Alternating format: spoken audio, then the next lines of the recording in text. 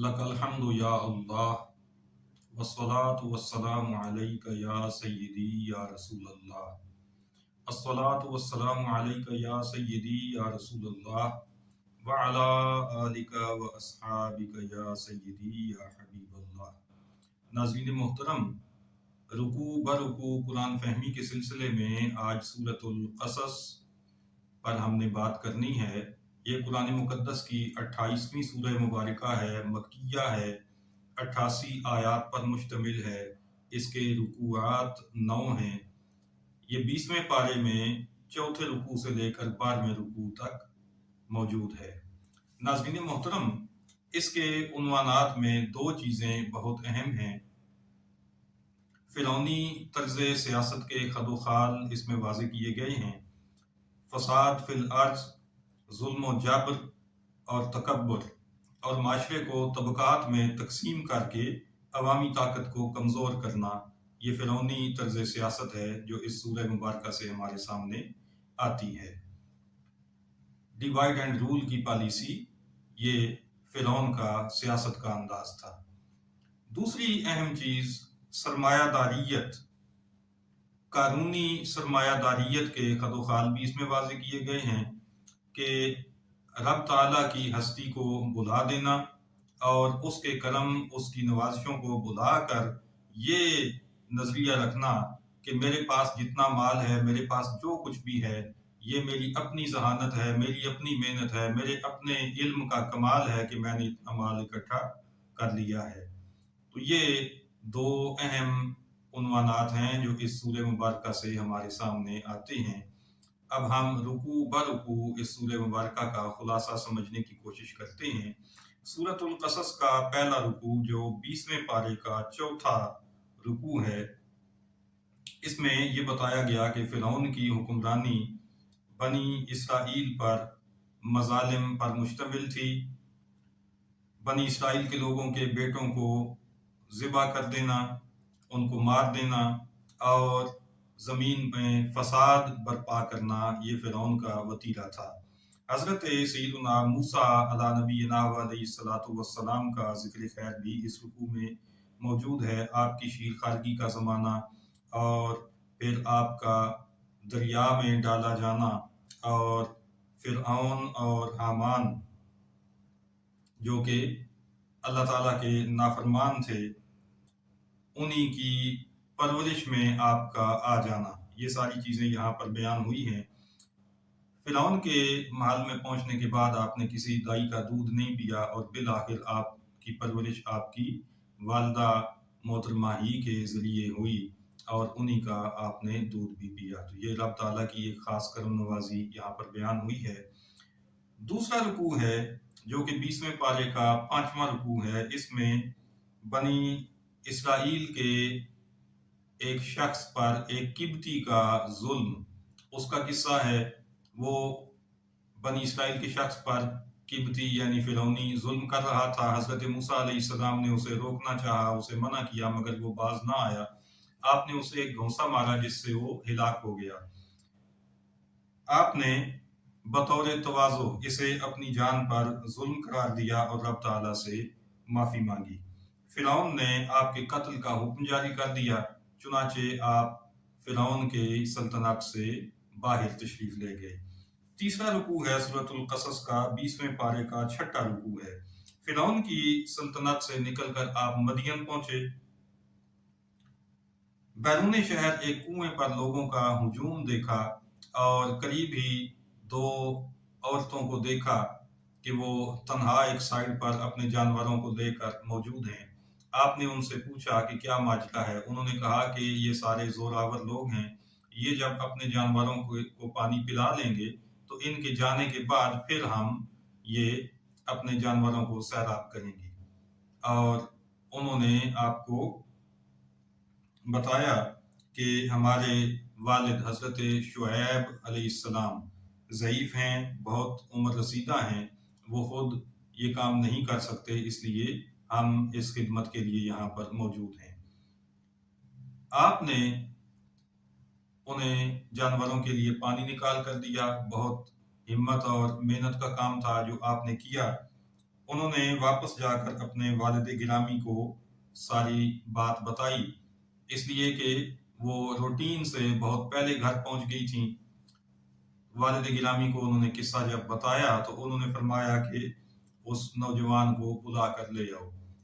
چنانچہ حضرت شعیب علیہ السلام کی ایک صاحبزادی جن کا نام مفسرین نے صفورہ بتایا ہے، وہ آپ کو بلانے کے لیے آپ کے پاس پہنچیں تو آپ سے کہا کہ آپ میرے ساتھ چلیے میرے والد گرامی کے پاس، تاکہ وہ آپ کی جو اجرت ہے وہ آپ کو ادا کریں۔ تو آپ نے اجرت لینے سے انکار کیا، لیکن ان کی ملاقات کی غرض سے، زیارت کی غرض سے آپ ان کے ساتھ چلے۔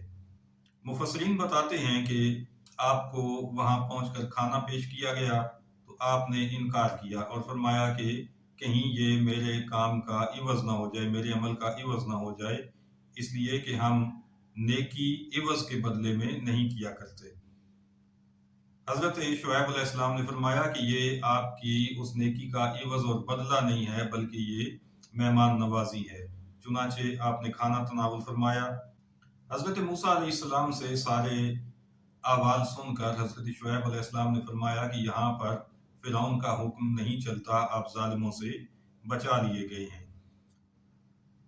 حضرت شعیب علیہ السلام کی صاحبزادیوں نے اپنے ابا جان سے عرض کی کہ آپ انہیں اپنے پاس ملازم رکھ لیں، تاکہ جانوروں کو چرانے کی جو مشقت ہم پر آ چکی ہے ہم اس سے آزاد ہو جائیں، اور یہ طاقتور بھی ہیں، امانت دار بھی ہیں۔ مفسرین بتاتے ہیں کہ جب آپ حضرت شعیب علیہ السلام کی صاحبزادی کے ہمراہ ان کے گھر گئے تو آپ نے ان کے آگے رہنا پسند کیا اور انہوں نے کہا کہ آپ پیچھے پیچھے چلیں تاکہ آپ کی پردہ دری نہ ہو، آپ کا پردہ قائم رہے، اور آپ نے حضرت شعیب علیہ السلام کی صاحبزادیوں کی طرف آنکھ اٹھا کر بھی نہیں دیکھا۔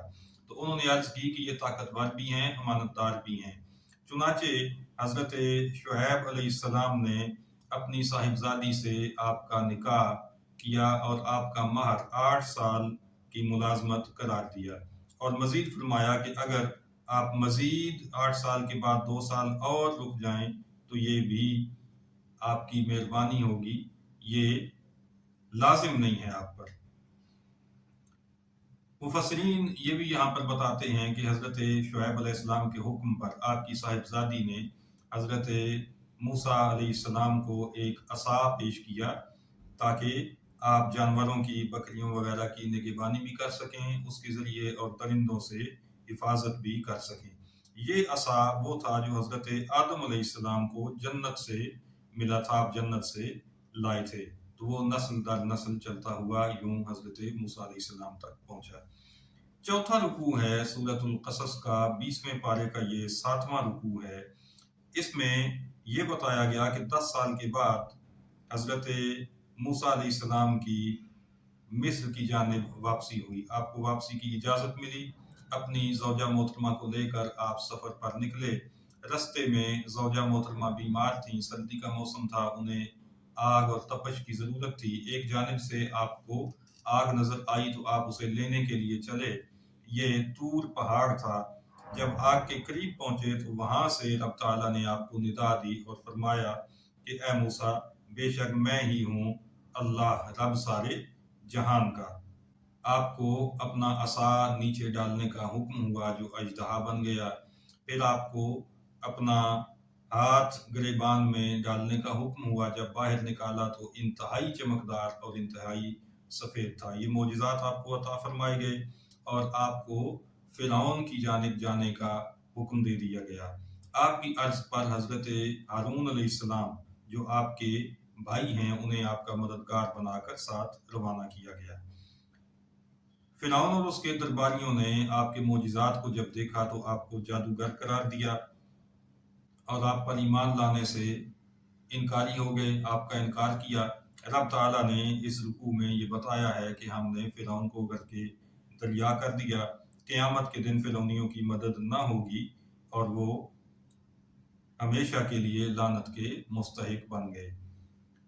5واں رکوع ہے سورۃ القصص کا، یہ 20ویں پارے کا 8واں رکوع ہے۔ اس میں رب تعالیٰ نے بتایا کہ موسیٰ علیہ السلام کو ہم نے کتاب عطا فرمائی جو ہدایت اور نصیحت ہے۔ محبوب کریم صلی اللہ تعالیٰ علیہ وسلم کو رب تعالیٰ نے یہاں پر ارشاد فرمایا کہ جب حضرت موسیٰ علیہ السلام کو رسالت سے نوازا جا رہا تھا تو آپ اس وقت طور پر موجود نہ تھے۔ اسی طرح سے مدین کے جو حالات تھے، جو واقعات بیان ہوئے، تو ان کے دوران بھی آپ مدین میں موجود نہ تھے، مگر تمہارے لیے تمہارے رب کی طرف سے رحمت ہے۔ یعنی آقا صلی اللہ علیہ وسلم ظاہری جسم کے ساتھ تو ان مواقع پر وہاں موجود نہ تھے کہ وہ واقعات آپ کی ولادت سے بہت پہلے رونما ہو چکے تھے، مگر رب نے اپنی رحمت یعنی علم غیب کا بہت بڑا خزانہ آپ کو عطا فرمایا تھا، جس کی بنا پر آپ کو ان تمام واقعات کی مکمل طور پر خبر تھی۔ نبی کریم صلی اللہ تعالیٰ علیہ وآلہ وسلم کو یہاں پر رب تعالیٰ نے یہ حکم فرمایا کہ آپ اہل مکہ کو ڈر سنائیے، تاکہ قیامت کے دن وہ یہ نہ کہہ سکیں کہ ہمارے پاس تو کوئی رسول آیا ہی نہیں، کوئی آتا ہمیں ڈراتا رب کی عذاب سے تو ہم ایمان لے آتے۔ فرمایا کہ پھر جب ان کے پاس حق آیا، یعنی نبی کریم صلی اللہ علیہ وسلم تشریف لے آئے اللہ تعالیٰ کا آخری کلام لے کر، تو وہ بولے انہیں کیوں نہ دیا گیا جو موسیٰ علیہ السلام کو دیا گیا تھا، یعنی ایک ہی بار پوری کتاب کا مل جانا اور ید بیضا اور عصا وغیرہ کے معجزات۔ حالانکہ نبی کریم صلی اللہ علیہ وسلم کے معجزات ان معجزات سے کہیں بڑھ کر تھے جو انہوں نے اپنی آنکھوں سے دیکھے، لیکن بدبختی تھی کہ وہ انکار پر جمے رہے اور ایمان کی طرف نہ آئے۔ قریش نے تورات اور قرآن دونوں کو جادو قرار دیا، تو رب تعالیٰ نے فرمایا کہ اگر سچے ہو تو ان سے زیادہ ہدایت والی کتاب لے آؤ۔ چھٹا رکوع ہے سورۃ القصص کا، یہ 20ویں پارے کا 9واں رکوع ہے۔ اس میں حبشہ سے آ کر ایمان لانے والے 40 خوش قسمت افراد کے بارے میں بتایا گیا کہ وہ دگنے اجر کے مستحق ہیں، اس لیے کہ انہوں نے پہلے انجیل پر ایمان قبول کیا، اس کے عامل رہے، اور پھر قرآن مقدس پر بھی ایمان لے آئے، تو وہ دگنے اجر کے مستحق ہیں۔ وہ صدقہ کرتے ہیں، بیہودہ باتوں کی طرف توجہ نہیں دیتے، اور جاہلوں سے سلام کر کے کنارہ کش ہو جاتے ہیں، ان کے ساتھ وہ اپنا وقت برباد نہیں کرتے۔ اس رکوع میں یہ بتایا گیا کہ ظالموں کی بستیوں کو اللہ تعالیٰ ہلاک کرتا ہے۔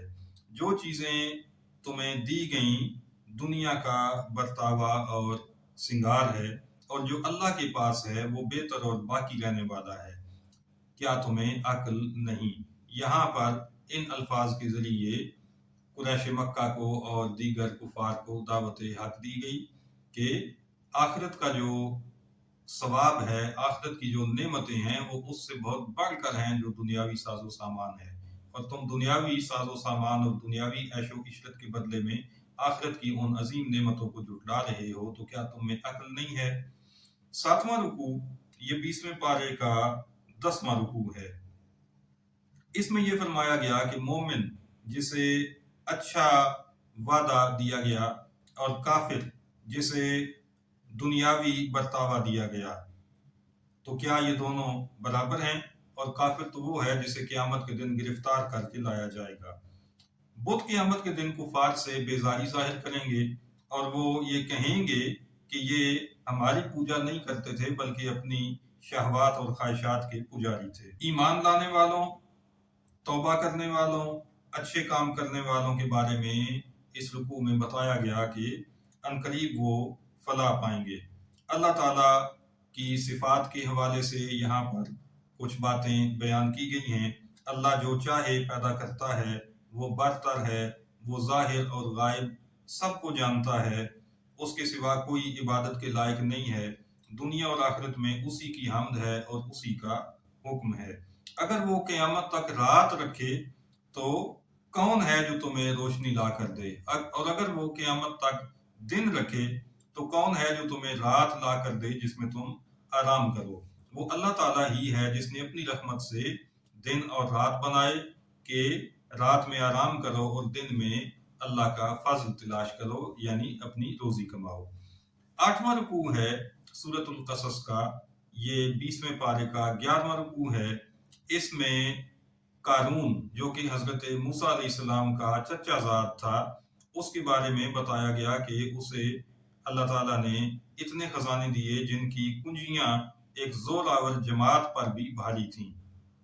بنی اسرائیل کے مومنین اسے تکبر سے بچنے اور راہ ہدایت پر چلنے کے لیے تلقین کرتے تھے، جس پر وہ کہتا کہ یہ مال مجھے ایک خاص علم کے ذریعے سے ملا ہے۔ رب تعالیٰ نے فرمایا کہ ہم نے اسے اور اس کے گھر والوں کو زمین میں دسا دیا۔ نواں اور آخری رکوع ہے سورۃ القصص کا، 20ویں پارے کا یہ 12واں رکوع ہے۔